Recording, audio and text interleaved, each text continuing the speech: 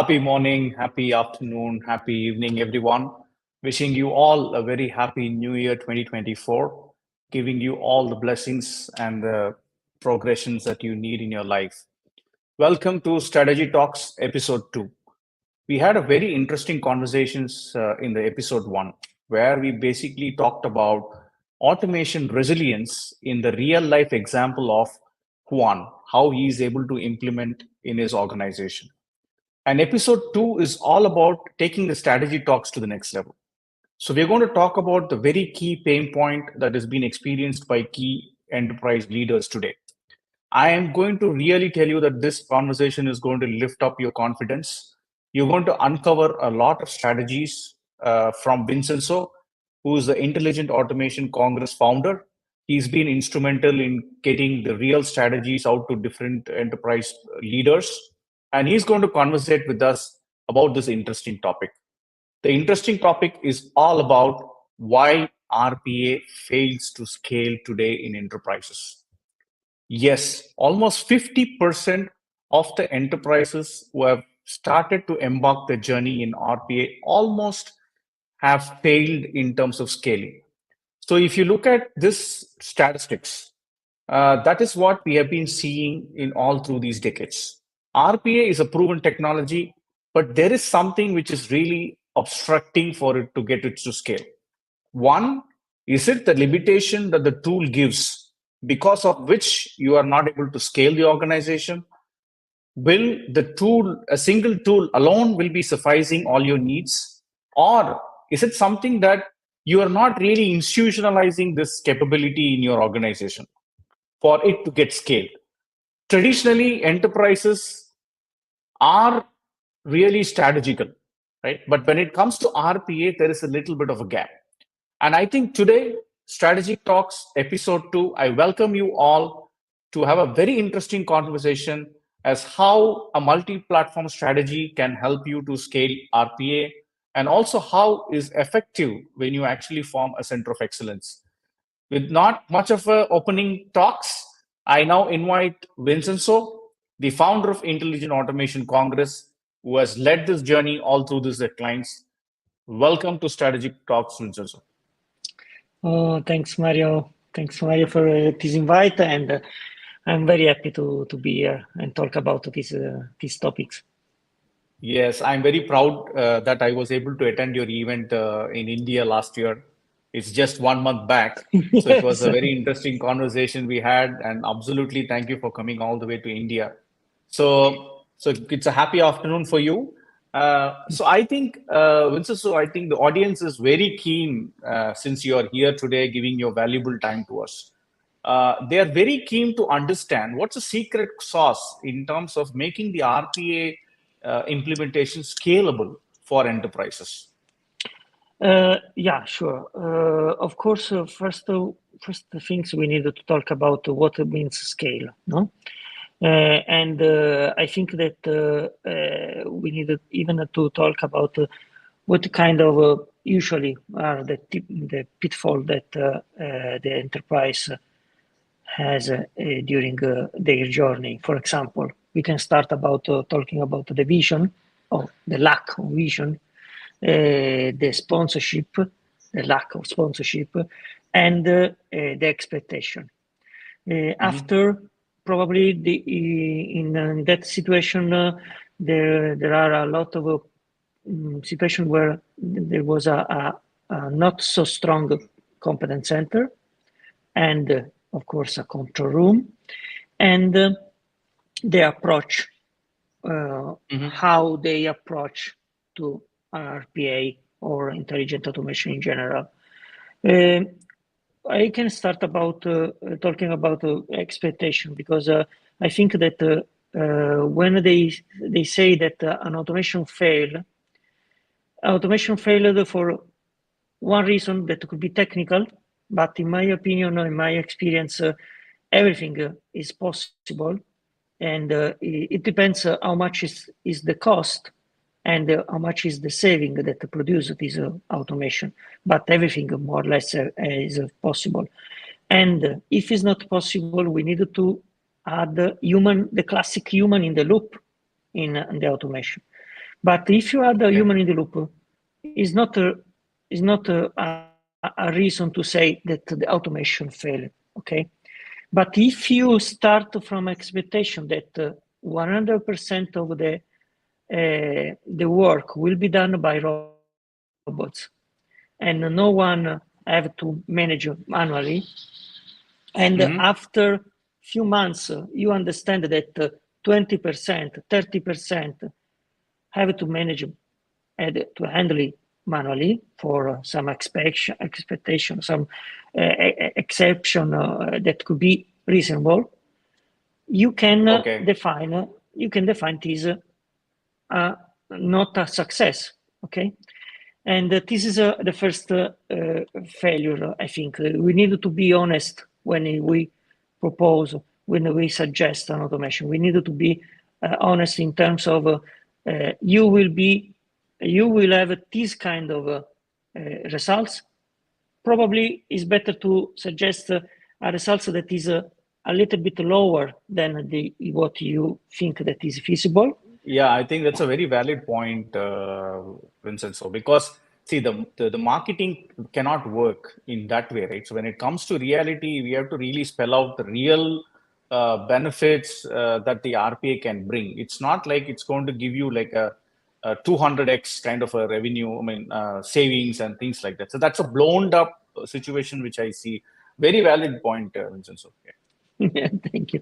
And the other good point about the scaling is the control room, the competence center in terms of when you run the analysis, the development, and you choose the process. But when you put in production, you have to be ready to control and manage all the robots. It means that you have to be ready with a good control room. And this is something that I always talk about control room. I always listen from end user that sometimes they don't understand the idea of control room, the RPA control room. And for this reason, I decided to write a book. I hope to publish in a few weeks. I'm already started this summer because I think that is important to establish a very good control room. And the control room, from my point of view, is something that I have to work on the continuous improvement of the process of the robots. This is very, very important. Yeah, I think there is also a very non-clear understanding about an orchestrator and a control room, right? Because people tend to mix these terminologies to each other. So I think if you can quickly, maybe very briefly, kind of unveil that what is meant by control room, what is meant by orchestrator. Yeah, sure. Control room is a mix of people, techniques, method, and tool. A tools that can be the orchestrator, can manage your timetable of the robots. They can manage the balance of the work that you have to do, the balance of the machine. So you have more machine, more tools. If you have, for example, multi-tool enterprises, so you have some of RPA tools, you have to be to manage with a good orchestrator, but the orchestrator is a tool that help you.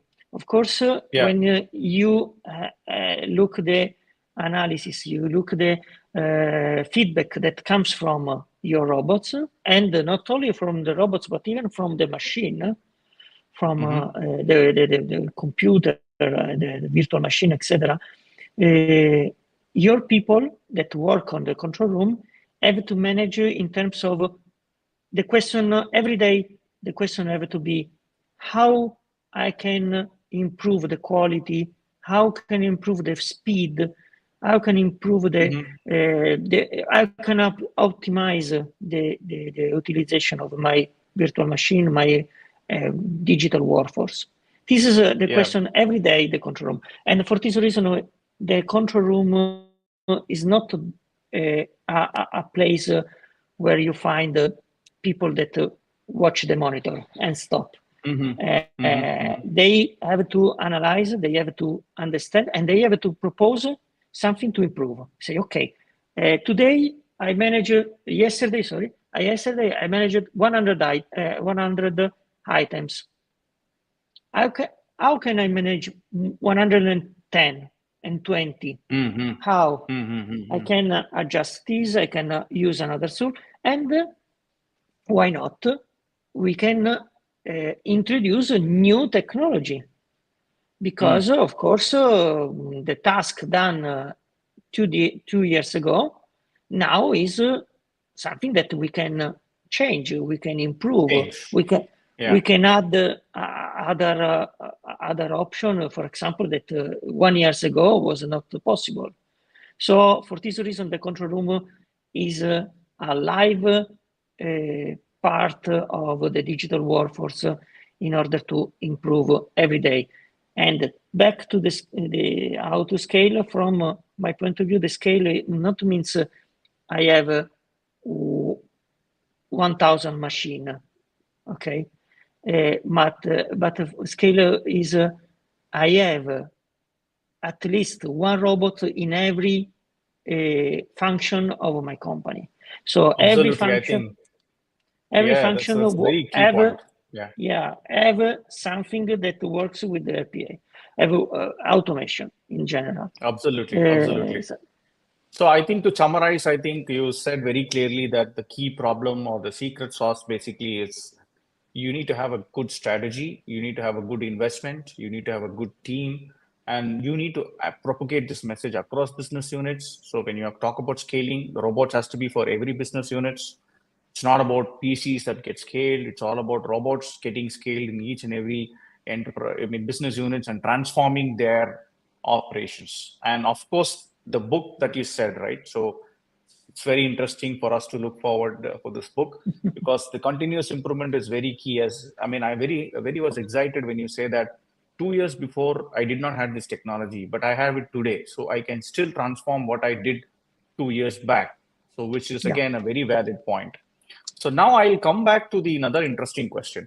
So now, I think the tools are really more today, right? So the empowerment, the exact point that I'm just dragging from there is the technology which was not available like decades ago is now transforming. Example, like Python becoming more effective than .NET, just from a technology standpoint, right? So Python libraries are exhaustive. The talents are very much, right? So why don't we depend on a studio and get locked with one tool, one capability, and stuff like that, right? So when it comes to the tool point of view, there are many, I'm very sure many leaders are thinking that if I just purchase one tool, I just don't want to name any tools as such today. So if I just purchase one tool, I think I should be able to make wonders. So this is a mindset which I personally see in a lot of interactions. So how do you look at it, and how do you want to tell our viewers on this perspective? First of all, I always start from what you need to do with the RPA, no? What kind of needs you have, what kind of legacy system you have, and your roadmap in terms of automation. Because I always take this example. When I wanted to buy a car or multiple car, because I have a car from a family, I have a car from the city for my daughter, my son, etc. The first question is, okay, what I have to do with this car? I live in a mountain. I live in a small village in 2,000 meters above the sea, with a small street, or I live in a big city with a huge car street, and I have to run 200 kilometers every day. So of course it depends. So if I live in mountains, I need a 4x4, small or big. It depends on my job. If I have to drive 200 kilometers every day in a highway, probably I need a comfortable car that could be good enough to make it every day. So if we transpose this example in my company, what I need to do, what kind of process I want to approach. In this case, I can decide, okay, for this 10 process, the best one is tool A. For the other process, I can use tool B, and the other tool C. Okay.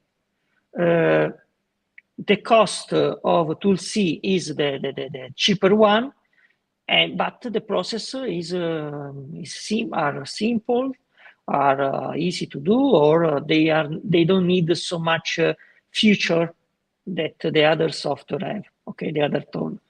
So it means that I can buy, in theory, I can buy 1, 2, 3 software, and I can manage in my enterprise.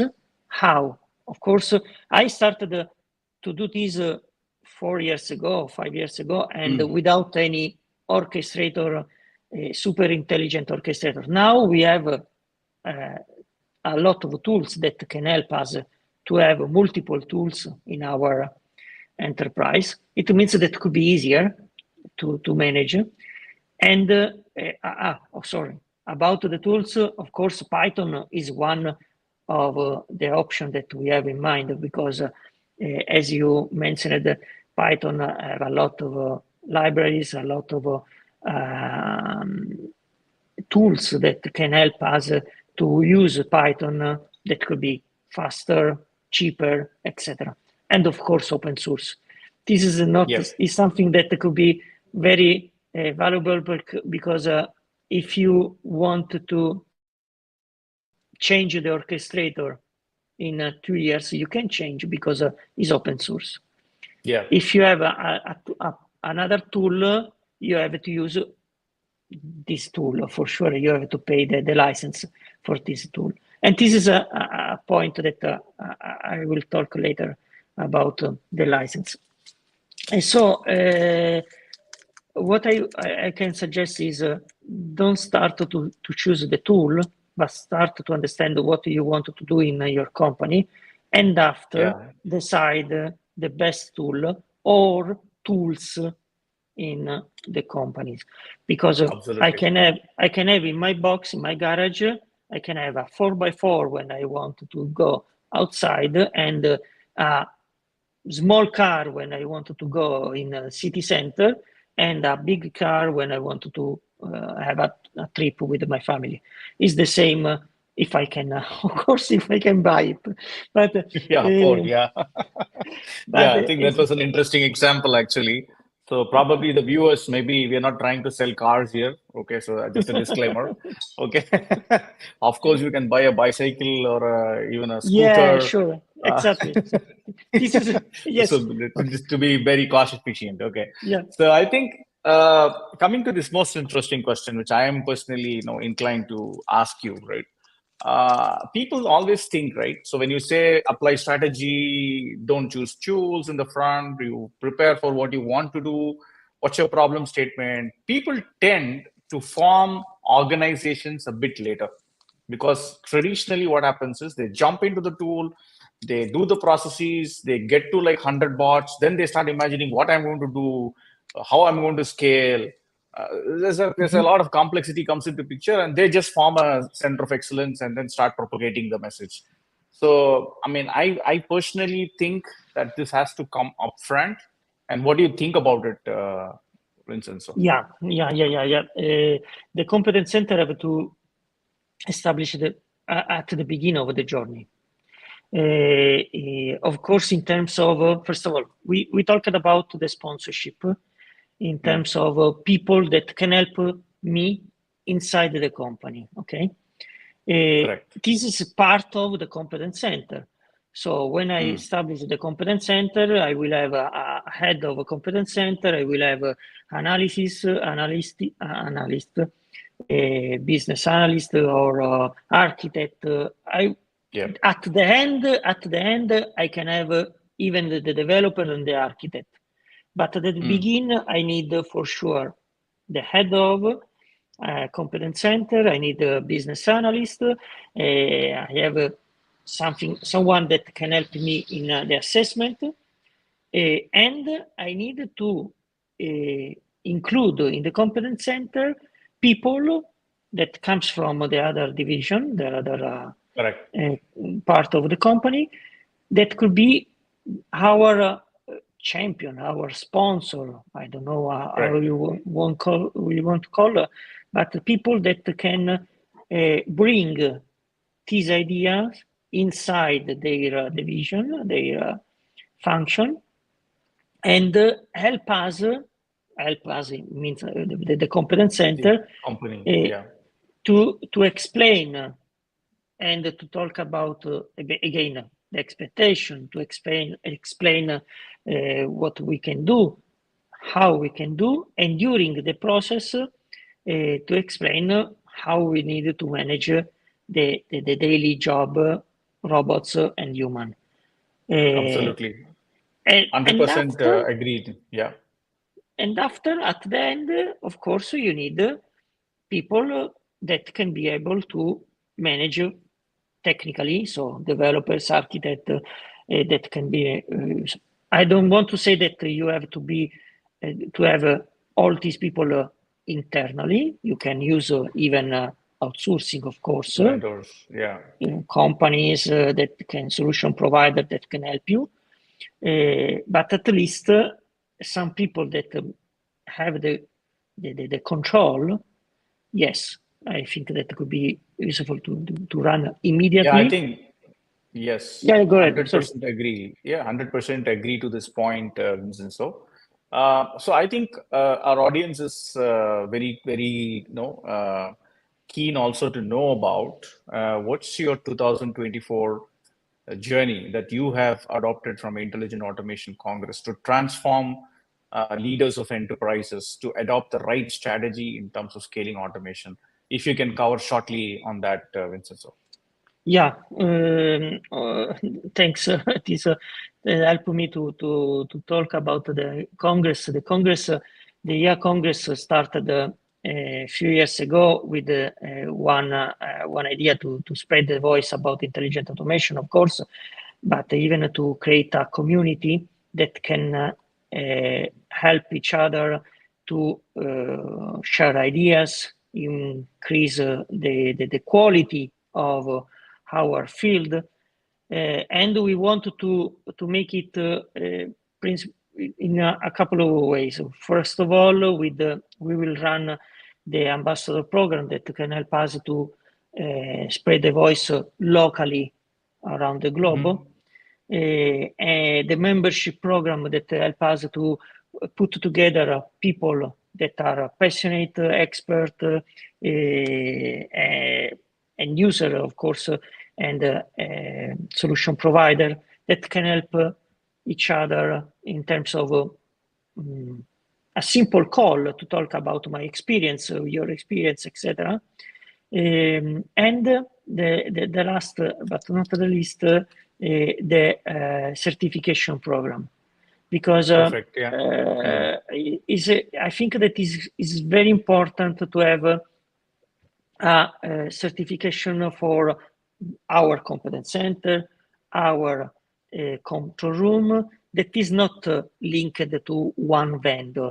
Okay, is a certification that can say, okay, you are in this level in automation. With each kind of tool is not linked. I mean, is something that is outside. Absolutely. I think thanks so much actually for because I think Vincenzo, I think this Intelligent Congress, what we have, and also the kind of work that you do, it helps companies like us also to propagate the messages in across different countries and stuff like that. So I will come to the very fag end of the last question, right? The interesting conversation is going very well. I hope the audience is making the best use of the time from Vincenzo. The one question which I always doesn't want to leave back in this conversation is people tend to think, right? There are countries which are much most cheaper when you outsource tasks, okay, which can be even mundane task, okay. But the problem is, I definitely know you cannot imagine to compare a robot to a human. So that's definitely non-comparable components, right? So, but people tend to think that why I need to invest on the robot, right? This is for the people who are still thinking whether I need to move to RPA and things like that, right? So they can see that, okay, I can go to a country like a specific country, basically where I can get cheap labors. So what would you say to them as a brief sentence, Vincenzo? For sure, as you told, it's not possible to compare people and robots, of course, even because there are some aspects that not only because they work 24 hours, 7 days, holidays, etc., but because you can give to the robots some tasks that are so boring, so not so good for a human, of course, and you can ask a human to make something on top of the process to make it another step. No, so for example, I can create if I wanted to sell something, I can create robots to do a lot of data entry, searching, etc. And I can concentrate my people in talk with the customer, analyze the market, and find other option to. So when you say, okay, I can move this in outsourcing people, I think that could be good to make it robot by you and human together in order to maximize our experience and the value that you can have from the robots. This is my point of view. I think that's a very key message. I think I want everyone to please take this message from Vincent. So please do not think that a human can replace a robot. It's other ways around. The task that is very mundane, bored, you please replace it with the robots. Robots are still good.